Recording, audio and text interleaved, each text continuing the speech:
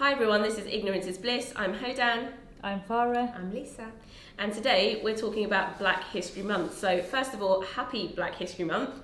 And we're going to start pretty much with something that's really important for some context. And where did Black History Month start? Or what's the history behind it, Lisa? So Black History Month started in the US, and actually it was founded by Carter G. Woodson in 1926. In February 1926 was the first ever Negro History Week. That's what it was called at the time. And he created it because he felt that African Americans in the United States didn't know enough about their contribution to American history, and he felt that they'd been erased from the history books, and he started as a movement to kind of empower Black Americans, and to show them that they did have a place in history and they did contribute towards things in the United States.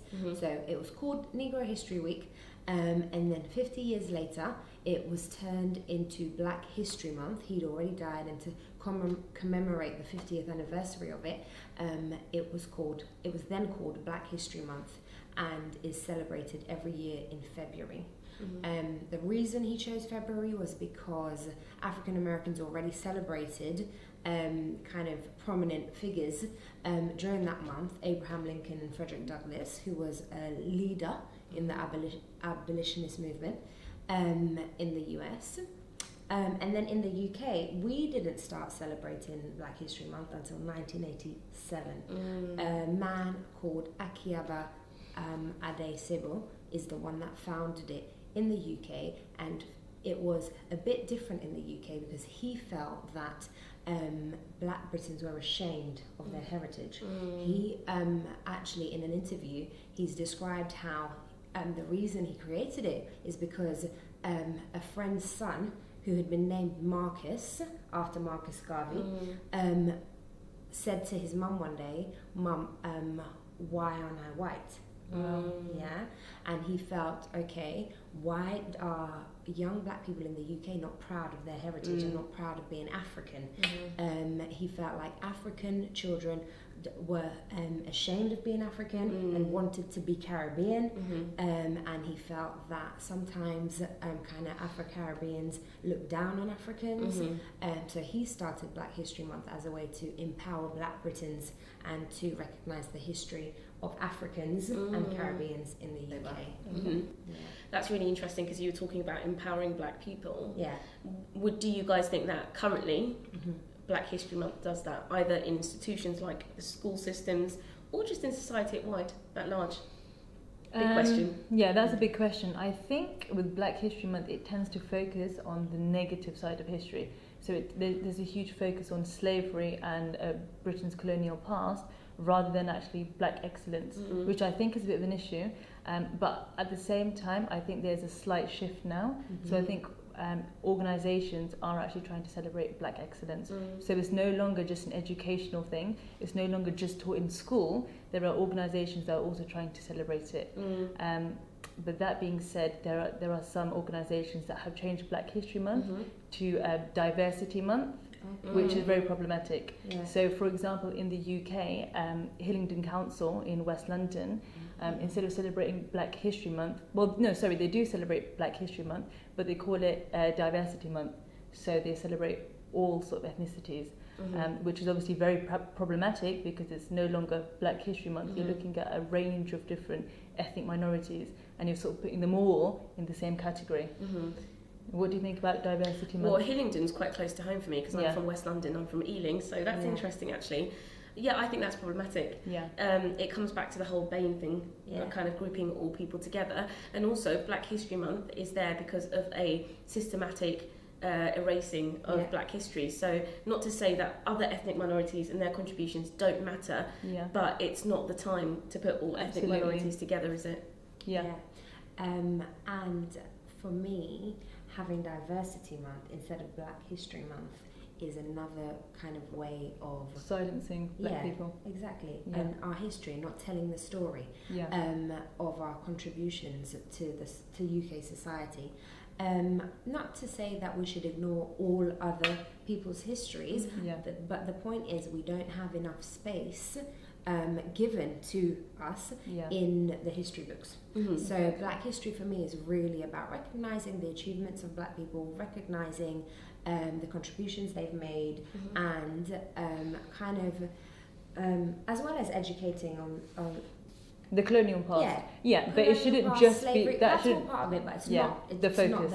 It shouldn't be the focus, because that's Black history goes beyond that. Exactly. It goes beyond slavery. It didn't start at slavery. Exactly. For that reason, people will say we shouldn't have Black History Month because it should just be integrated with history, because Black history is British history. We're talking about the UK. Black history is American history.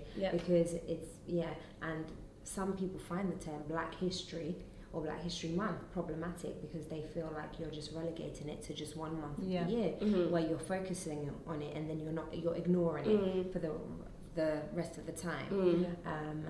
I think for me, that's a really valid argument, that idea that why should we have 1 month dedicated to Black history? It should be every month. But at the same time, I feel like that's an honest and sincere reason, I think. And I think there are also other sinister reasons for why people think there shouldn't be a Black History Month. Well, why should we have that? Why should we need to celebrate one particular history? And I think that's problematic. Because it's like, no, when some Black people say there shouldn't be a Black History Month, they're saying because it should be every month. Like Morgan Freeman. Absolutely. But there's another group of people who don't think it should be a thing at all, because why should a particular race occupy a particular month in terms of history? And I think that's problematic. I think that's we have it. If we were at a point where Black history and histories of other groups of people was intertwined in the history that we're taught at school and the history that we constantly consume, then it'd be fine. We wouldn't have a place. We wouldn't need it, but we're not there yet. So that's why we still need to have it, in my opinion. What has your experience been like of Black history in school, or even as a teacher in schools? In my experience as a student of Black History, when it was Black History Month, it was quite simple. So my school would often just have one assembly. But to be fair to the school, it was a very good school. I did learn a lot. So they would sort of, obviously they would talk about the colonial past and slavery, but they would also try to include a couple of Black prominent figures. So it did the job, but I think obviously as an educator now, obviously it could be done a lot better. But that was my experience as a student. Every single year we had one assembly dedicated to Black History Month. I would say it was the same in my school, absolutely. One assembly, and it was a big assembly, but it was one assembly, and it was put together by Black students. For the whole school, right? For the whole school. It was put together by Black students, and you're right, there was a mixture of your everyday kind of entertainers, etc., and some people I would consider, because when we talk about Black excellence, it's not that we're not talking about entertainers and people in acting and athletes, because I think that's amazing, but at the same time, I feel like sometimes that's what it's reduced down to. TV personalities, people in the entertainment industry, and I think it's really important that it's Black excellence as well, which is that the contribution Black people have made to various disciplines and academia. And I think that's where it misses the mark. My school, I think, reflecting now, did a very good job at it. We had a whole evening with the orchestra playing music, we had dancing, we had food, parents came, students, and there was like paid tickets to attend. And I remember that when we used to line up to go into the cafeteria, we had a whole display with like prominent Black people in history. So I feel like my school did quite a good job at it. It was a one-off event, but I feel like a lot of they made it a big planning thing, went into it. Okay. So I really like it. I liked it. I feel like in the UK it's not something that's compulsory, is it? So my experience as a teacher in the schools I've worked in, I've had it in some schools, and some schools I haven't had it at all. And it's up to individual teachers in the school who are passionate about it to arrange something. And I honestly feel like it should be something that's compulsory. Because there have been arguments on both sides from Black celebrities, where they argue that there shouldn't be a Black History Month and there's no purpose for it. So what do you guys think? It's an interesting topic because there are some individuals, Black individuals, that have said there shouldn't be a Black History Month, and some have said there should be a Black History Month. So for example, earlier on we touched on Morgan Freeman, and he has called for there not to be a Black History Month because he has said that it should be integrated every single month. And Black history is American history. So I understand that argument. But there have been other individuals, such as Stacey Dash, and she has called for there to be an end of Black History Month. She doesn't agree with it because she believes that Black History Month leads to segregation.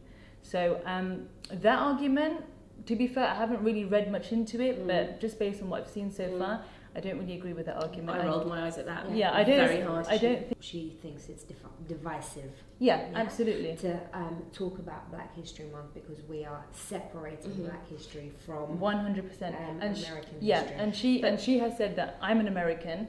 We're all American, so we should celebrate American history. We shouldn't just have 1 month dedicated to Black History Month. We're all American. But I think she's failing to see the bigger picture here, because not all Americans are subjugated or treated very badly. And not all history is erased. Exactly, absolutely. And Black history is erased and has been erased, and I roll my eyes really hard at that because I just think it's so misguided, that comment. So misguided. Yes, American history is Black history, but that's not the way it's presented, is it? So she knows that in her head, great for her, good. That's not the way it's presented, and that's not the way Black people feel on a day-to-day basis. And the truth is, it's not integrated. So until it's integrated, we have to have Black History Month to highlight the contributions of Black Americans and Black Britons, etc. Hopefully there will be a day where it's actually integrated into society. Where there'll no longer be a need for Black History Month to be a separate thing that we talk about. I don't understand why it's so hard for us to recognise and celebrate and appreciate difference in history. We can recognise all history from wherever it's coming from whichever groups, from whichever communities, and accept that that's one history. I don't think, although I think Black history is important and we need to have it, what I'm trying to say is that we also need to recognise difference. For Stacey Dash to tell me, for Stacey Dash to say something like it's divisive, that kind of reminds me of this I don't see race. And I don't see people's differences, which I don't like and I don't think is helpful. In these conversations. It's interesting because I think I'm going to be slightly controversial here, and I'm going to say that there needs to be, I think there's a moral responsibility of some groups and countries who've had a negative impact on other countries to recognise and celebrate. Because history is written by the oppressor. Absolutely. Or the winners. Right? And I say moral and ethical because I feel like there's a responsibility there, because there's a whole group of people, African Americans, people in the Caribbean, who can't trace their lineage back unless they take a DNA test because of the slave trade. And because their history's been erased, then the names of their ancestors, the religions that they practiced beforehand. There's a bit of a moral responsibility to not only do a Black History Month in October and February, but to actually cover the contribution of Black history every day in schools. This is where I'm going to get my phone out and read out the quote by Carter G. Woodson, one of his quotes. He said, "Those who have no record of what their forebears have accomplished lose the inspiration which comes from the teaching of biography and history." So if we are not taught about the contribution we've had to history, how are we going to be empowered and see ourselves in a positive light? It's this whole thing about representation that we still talk about today. We talk about representation in the media, in books, in film, in everything. So if we don't see ourselves in history, how is that going to impact the individual? And it needs to be positive representation. Exactly, positive representation. There's a really interesting TED Talk by a guy called Don John, and it was done in Southampton in 2018, and he said something in the TED Talk which really resonated with me. He said, "The knowledge of what Black people have done must influence perceptions of what Black people are capable of." And he says that's why Black history matters. So we have Black History Month, not just for Black people, but for everybody, yes, it's empowering for black people, but it's for everybody to learn about the contributions of black people and to recognize that what black people are capable of. Yeah. If every time we see blackness in the media is something negative, that's what we're going to think all the time. But if we are seeing positive images of blackness and positive stories of blackness in our history books, it will kind of embed that message to everyone that black people are also capable of achieving and have been greatness and have been in history. I think sometimes the rhetoric or the way it comes across can be a little bit like it's compensatory education. So it's almost like giving black people a month to celebrate their achievements, quote unquote, but I don't think it should be about that. It shouldn't be compensatory, here you go, here's a month. And I think sometimes it can feel that way to black people. It should be for everybody, and it's not just to make black people feel good about themselves, because I think a lot of us already feel good about ourselves. Absolutely. And also know our histories and our civilizations and the cultures and what they bring to the table and the way that they've contributed to all sorts of things. But it's also for other people who don't read about black excellence to know about black excellence. And also I think that helps with things like racism and generalizations and stereotypes that everyone has. Yeah, for sure. It's not just about dance. Exactly. and music and athleticism, which is fantastic, and boy do we have a lot of athletes and a lot of great musicians. Exactly. And but it's a bit more than that curriculum. Exactly. I'm just thinking from a sociology standpoint, the ethnocentric curriculum basically suggests that European culture is favoured. European languages, European music, European art, European culture, and I think an ethnocentric curriculum is dangerous because it makes ethnic minority students, black students, let's focus on that for a second, feel as if they aren't good enough. And so that's why I think Black History Month is really important. It raises aspirations about people who look like me, and who look like students who look like me in schools. I think that's really important. Exactly. It raises aspirations for black students and obviously educates them on the history of black people and also educates everybody else about the contributions and gets them to recognise exactly what Don John said, is that we're all capable of this, and just because you've been told we're not isn't true. Here's the evidence. History. But also I think it's important to look at Britain as a country, because often when people are very patriotic, and of course it's, we're very patriotic about Britain, but I think you need to understand the positives and the negatives of every country. So I think it's really important to understand Britain's colonial past and what it led to. Not just focusing, like I said earlier, not just focusing on the negative side of history, and not just, because often when people are delivering Black History Month, it tends to focus on a very negative element, so slavery, colonialism, etc. The struggle out of slavery. But it needs to be a little bit more balanced, and I think it is starting to get a little bit more balanced now. And a lot of what Britain is known for, the British Empire and the greatness of it, is built on, there were black people who contributed to that. Absolutely. And I think it's really important to say exactly what that contribution was, because it's like taking credit and wiping away people that help you get there in some ways. We've had various groups of black groups fighting like World War One, World War Two. I mean, I'm Somali, my parents are ethnically from Somalia, and there were a group of people who fought for the French in World War One. So it's not always that Somalis have come to this country or to the UK as part of the Civil War. Yes, there was a large influx, but before that, and even in the 1950s and 1940s, there were Somalis who came over as merchants, who were working on the docks, etc. So it's not always negative. There is a contribution, and there's I was reading that there, as early as the 4th century, there were Afro-Romans, and I don't think we've ever been taught that in school. And if there are Afro-Romans and black students, got to know about that or studied that, I think that would give them a sense of pride as well. So pride needs to be something that's had in the classroom for all ethnic groups. Exactly. Not just, does it have the potential to empower? Yes. I think it has the potential. The potential to empower 100%. And I think we're talking about whether or not it's doing that. I think it has the potential to empower if it's done well.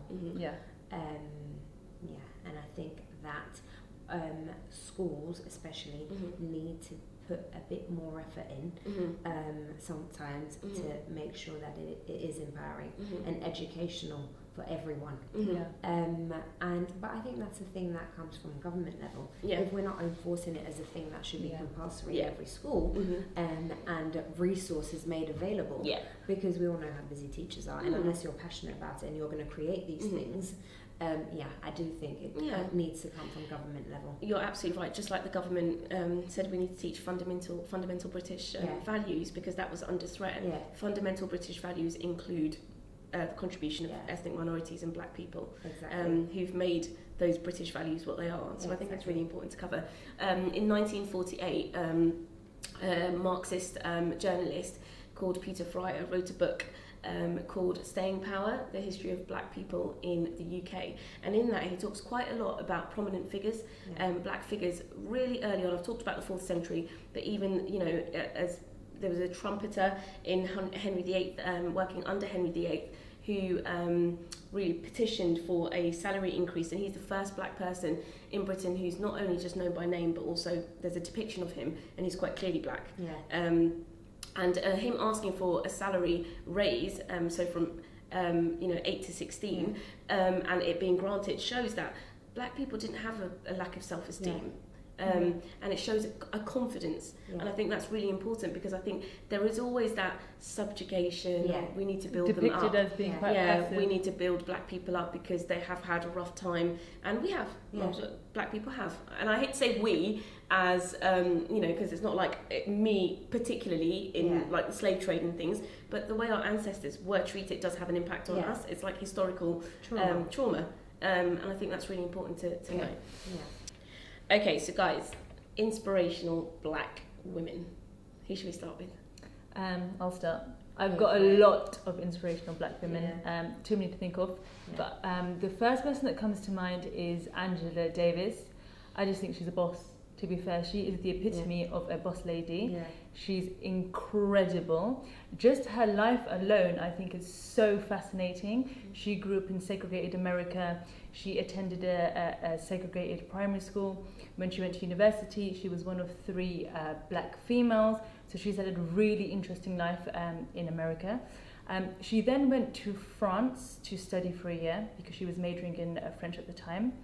And then whilst she was in France, there was the 1963 Birmingham bombing, the church bombing, where 4 young black girls were killed, and that affected her deeply, because first of all, it was her hometown, and second of all, she personally knew the victims. She's a black feminist, a black Marxist feminist. She has ties with the Black Panther Party. She has ties with the Communist Party. I'm not saying I agree with all of her views. I'm just saying I find it incredibly fascinating. She's very opinionated. She's very vocal. She has tried to reform the US prison system. So she's compared the US prison system to modern day slavery, and she's done a lot of research on this. For example, between the 16th and 19th century, the crime rate has gone down in America, but the prison population and the amount of prisons being created has increased massively. And of course, we know that the prison system in America disproportionately is full of black people. And she talks about racist society, how that's happened, etc., etc. I'll include some links for you guys to research Angela Davis, but I just think she's all in all a fabulous role model and an incredible person. She's also the person behind the quote that was going around during the Black Lives Movement this summer, that it's not enough to be non-racist, you have to be anti-racist. So most recently, Time magazine in 2020 said she is one of the top 100 most influential people in the world, which is pretty cool. I also have loads and loads of inspirational black women. My favourite people are, I'm just going to make a list and then I'll talk about one of them. I love Issa Rae. She's one of my faves. I love also Diana Ross's daughter, Tracy Ellis Ross. Love her. Yara Shahidi, I love. Who watched our story one day. Couldn't believe that. Amanda Seales? Are you going to add Amanda? Amanda Seales. love her. But I'm going to talk about today black British woman that I love, Afua Hirsch, who is an author, journalist, and activist, kind of talking about black identity in the UK, and she has a book called British, which I've just finished reading, which is about black British identity and how her sense of belonging in British society. She's got Ghanaian and German Jewish heritage, and just talking about her upbringing and how she fitted in and how she felt that she wasn't British, and she decided to go to Ghana and Senegal to try and find herself, because she's also always been asked this question, like, where are you really from? And even though she was British, and she just explains it so well, and she includes lots of history, and is just spitting knowledge in that book. So I love her. Okay, so guys, my inspirational black woman is Maya Angelou, the late Maya Angelou. I think she's absolutely phenomenal. She's written one of my all-time favourite poems, and Still I Rise. It really gets me emotional, just the way she delivers it. There's a couple of different videos of her on YouTube delivering it, but one particularly stands out. Absolutely phenomenal performer. Look, accolades on accolades. 7 different autobiographies, all about her lifetime. She had a really troubling past, and still she rises above it. Not only inspirational for all women, but especially for black women. Just has a special place in my heart. I think she's absolutely amazing. She's a civil rights activist, is a playwright, has written loads of plays, has written lots of different articles. She's got 50 honorary degrees, and that's just testament to just how fantastic she is. I'll leave the YouTube clip of the poem that I was talking about, and yeah, I think, look, it speaks for itself. I think check her out. Exactly. She's amazing. Yeah, she is amazing. Thank you very much for watching our video, and tell us what you think. Thank you. You may write me down in history with your bitter, twisted lies. You may trod me in the very dirt, but still like dust, I'll arise. Does my sassiness upset you? Why are you beset with gloom? Just because I walk as if I have oil wells pumping in my living room.